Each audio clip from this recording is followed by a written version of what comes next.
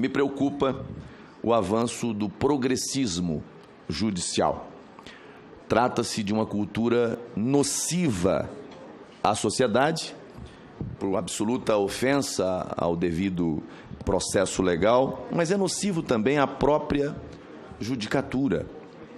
O poder judiciário, ele deve ser inerte, não pode se mover por paixão política ou ideológica.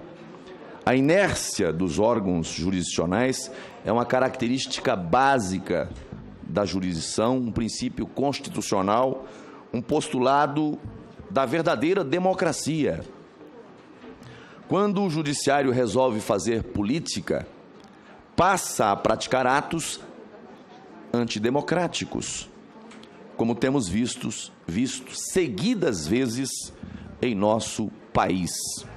Aliás, ultimamente o sistema processual foi às favas. Para que falar em partes se os próprios juízes as são? Um dos mais eminentes juristas de todos os tempos, na minha visão, o italiano Carnelutti, dizia: é necessário não ser parte para ser juiz. Repito, é necessário não ser parte para ser juiz. O ativismo do judiciário, especialmente da mais alta corte, e aqui sublinho, mas não só dela, chegou a níveis tão absurdos que o próprio sistema acusatório tem sido flagrantemente violado.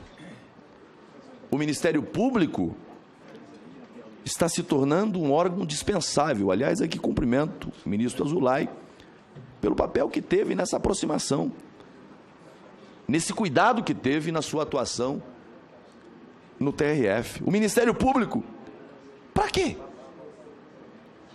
Para quê?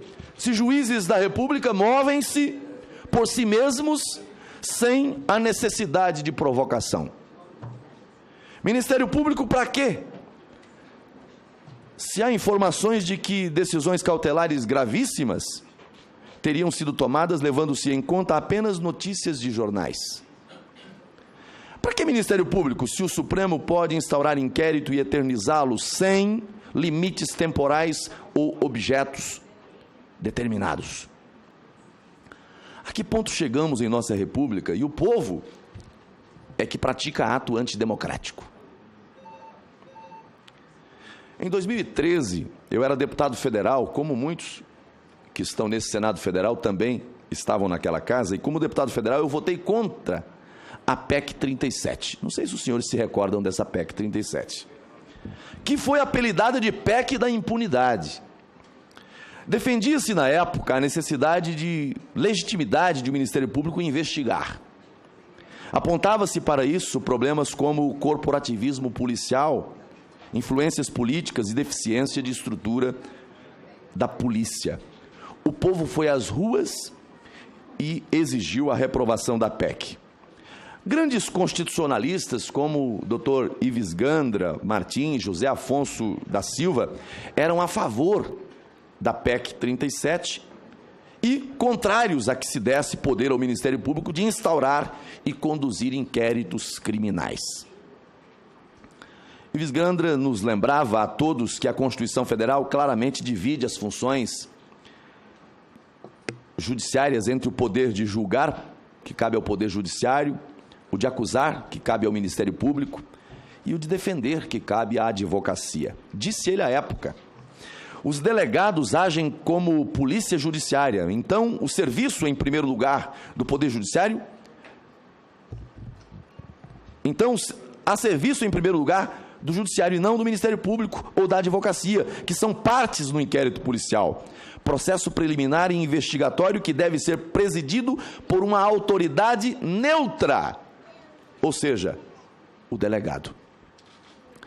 Será que esses mestres não estariam antevendo o desdobramento desse processo?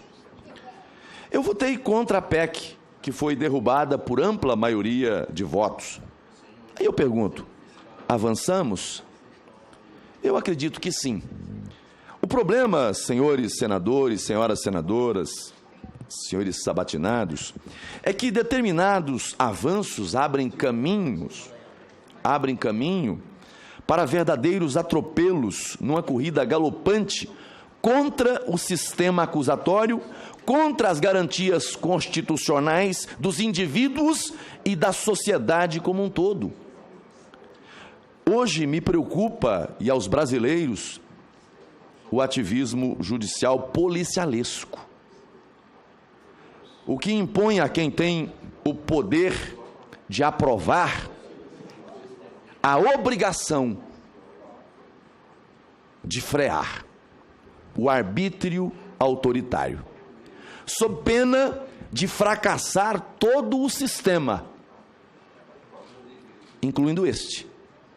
É missão de todos nós zelar pelo cumprimento da Constituição Federal, se submeter a ela e fazer cumprir, e não estar acima dela. Então, desejo muito sucesso aos sabatinados, indicados ao STJ, ao TST, no cumprimento dessa missão. Sei que serão bons julgadores, mas além de serem bons julgadores, que serão zelosos na defesa dessas instituições, no cumprimento do seu papel dentro dos limites constitucionais, porque é isso que vai garantir a sobrevida dessas instituições.